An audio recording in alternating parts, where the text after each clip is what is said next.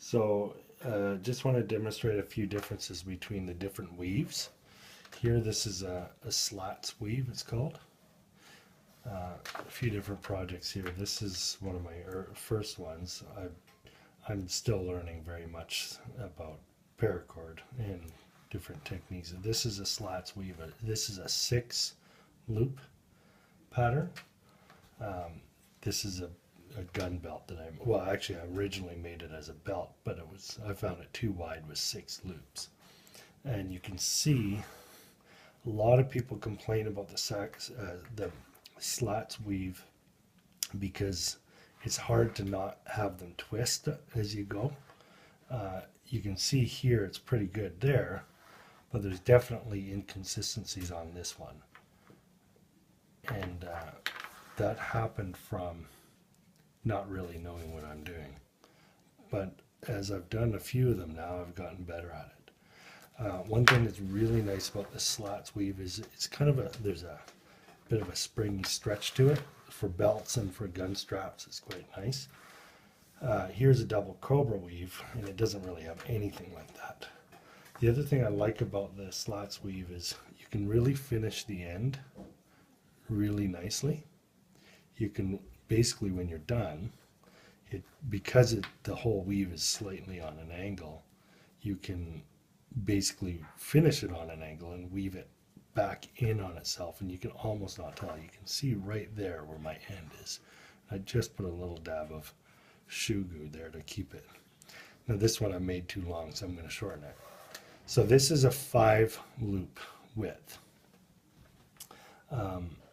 Here's a Cobra Weave, and you can see it's a little trickier. This one kept coming out, and you can see that it's a little bit harder, at least for me as a beginner, to get that tail end finished. Whereas with the Slatts weave, I find it, anyway, I'm finding it much easier to weave back in on itself. You can't even really tell where the end was. Now, this one here is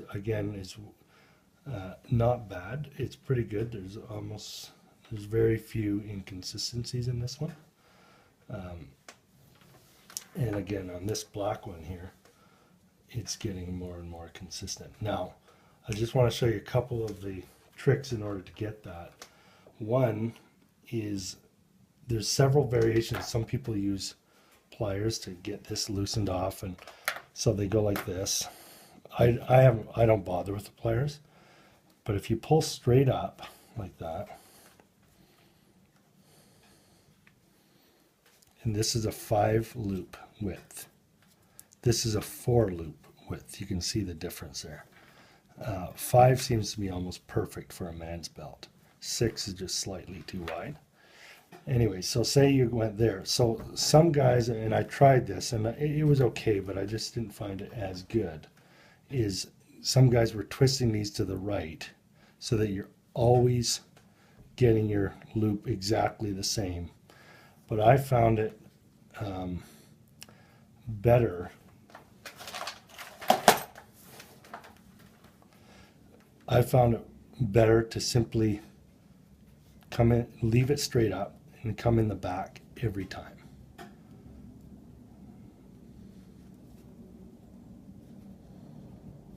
And you can go bigger loops if you've got fat fingers or whatever. So if you just come in the back every single time, then pull from the back, left to right, pull it tight, move it over. Pull it tight, move it over. Now most people I've seen, because I was trying to learn on YouTube and different pages, paracord pages, and so many people complaining about this, and I basically you just gotta kind of figure out what works for you. But I keep my finger there so it doesn't twist on itself. Pull it, and then now that one gets pulled right through, and give it a nice cinch, flatten it out, pull again, and then you keep doing it. Now the best thing about this Slatts weave that everybody loves is, in an emergency, you find your end. So say this was the end, we pull it in and weave it through, and that's the end. We literally just go like this in an emergency, and it never knots. You can just keep pulling till you get all the rope you can possibly dream of. That's the beauty of this weave. Whereas this weave, we got to fight with it. I want to quickly mention a couple other things. Here's a single Cobra weave. This is basically just a double Cobra. This here is another little project, but I didn't really like that one. This weave was on the internet, and I really didn't like it. Basically, it's 4 lines this way, and then up those lines, down those lines, up those lines, down those lines.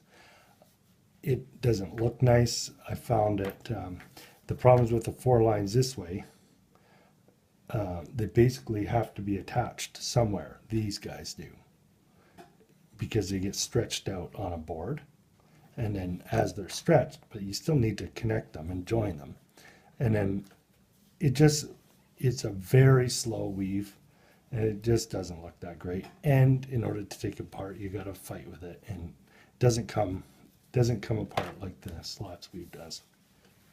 Anyway, you can see that that's quite a nice looking belt with a nice buckle. You can wear it. You see this buckle is quite nice. You can wear them with almost anything. Of course, this one is for outdoors, and this is a little bit more redneckish, but this one is just made out of homemade stuff from the shop. Oh yeah, there's this too that you can make a buckle out of. It's a little square carabiner. This is just a little metal rod that I bent around it. But what I like about these carabiners is they're light aluminum, but they're a cheap carabiner, but they're rated for 220 pounds. So when they're threaded in, if that is on a belt, you can literally quite easily hook that up onto something and use the belt without even taking it apart, or loop this through and whichever you need to. But you can take this off, hook it onto something, and use it as an emergency tow rope. Anyway, that's it. A little bit about the Slatts weave versus other weaves, and just a little trick there on how to keep your